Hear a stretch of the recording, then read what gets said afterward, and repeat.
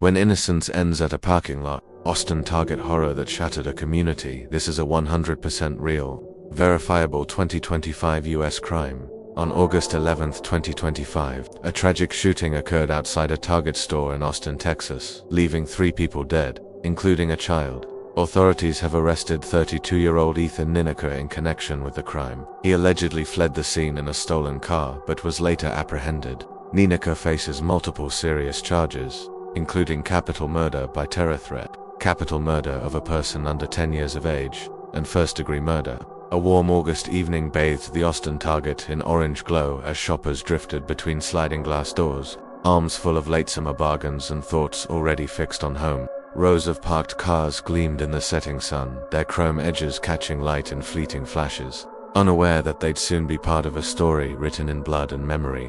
Inside, the hum of cash registers blended with soft overhead music, a soundtrack of mundane comfort, masking the storm slowly gathering outside. In the parking lot, carts clinked against metal rails, children laughed in quick bursts, and a toddler's balloon tugged playfully against its string in the gentle breeze. Without warning, a single gunshot shattered the rhythm, slicing through laughter, scattering it like frightened birds into the hot Texas air. Shouts turned to screams, bodies ducked instinctively, and a mother shielded her child behind the metal frame of an idling SUV. More shots followed, their metallic echo ricocheting between vehicles, bouncing against the wide store facade and the hard blacktop. 3 lives fell in the space between heartbeat and breath, their futures cut clean by the indiscriminate violence of one man's trigger. A child lay still, innocence ended before understanding, their small frame framed by the spilling groceries of a mother too frozen to speak. Chaos rippled outward. A man in a red shirt bolted toward the store entrance, pulling 2 strangers along by the arm, his voice cracking with urgency. Ethan Nieneker, 32, was seen moving with purpose, eyes locked ahead, his hand steady even as the world around him fractured in panic and disbelief. Witnesses said his dark jacket blended into the creeping dusk, his figure momentarily swallowed by the space between 2 parked trucks. A bystander's phone captured the muzzle flash, a violent stutter of light before the lens was dropped to the asphalt in a panicked blur.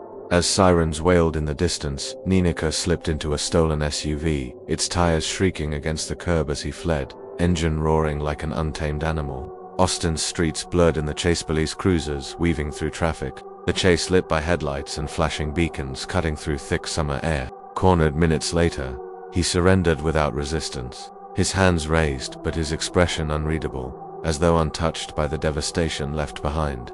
Back at the target, yellow tape fluttered in the breeze, marking off spaces where moments earlier life had been as ordinary as the evening sky. Investigators moved deliberately, each step measured to preserve the fragile puzzle left scattered in bullet casings and blood. A lone sneaker rested near a tipped-over cart, its wheels spinning lazily, creaking like an unanswered question that would linger for months.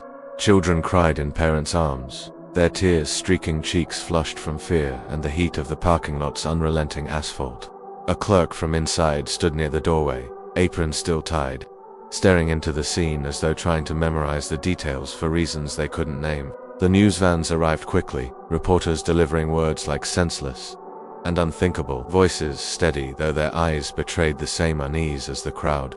At the store's entrance, flowers began to appear, roses, daisies, wilted lila placed gently beside candles that flickered despite the still air. A teddy bear sat propped against the sliding doors, its button eyes reflecting the overhead lights, a mute witness to the grief pressing in from all sides. Police briefings confirmed charges of capital murder, each count carrying a gravity that felt almost too heavy to speak aloud. The child victim's name was not yet released, though their absence hung in every breath, every quiet pause between statements. Shoppers who had fled now trickled back to retrieve abandoned cars, their steps hesitant, as though the ground itself had changed beneath them. The asphalt was stained in patches, dark reminders that neither soap nor rain could truly wash away. Inside homes across Austin, conversations over dinner shifted from plans for tomorrow to fears about the fragility of the present. Parents tucked children in with extra care, their goodnight kisses lingering just a heartbeat longer.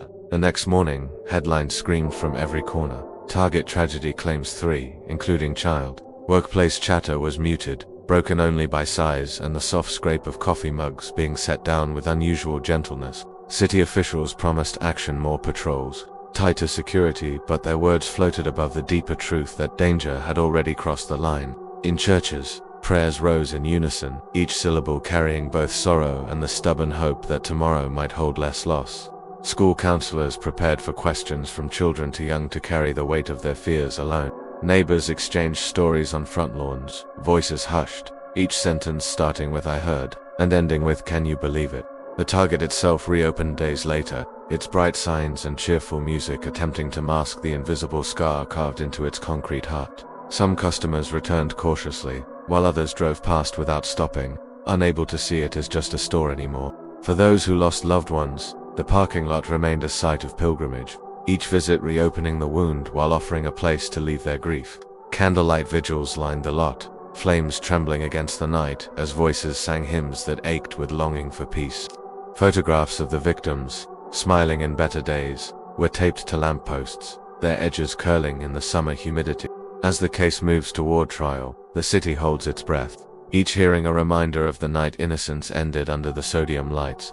Even months later, the echo of those shots can still be heard in the quiet moments, in the spaces between laughter and the next breath.